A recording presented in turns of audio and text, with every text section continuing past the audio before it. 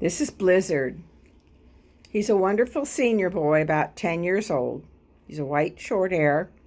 We're pretty sure he's blind due to cataracts and very possibly deaf.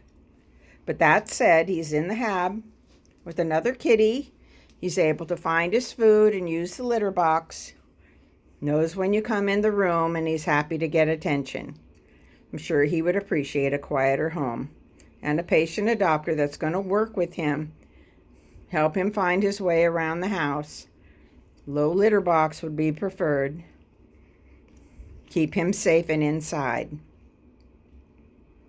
Such a love.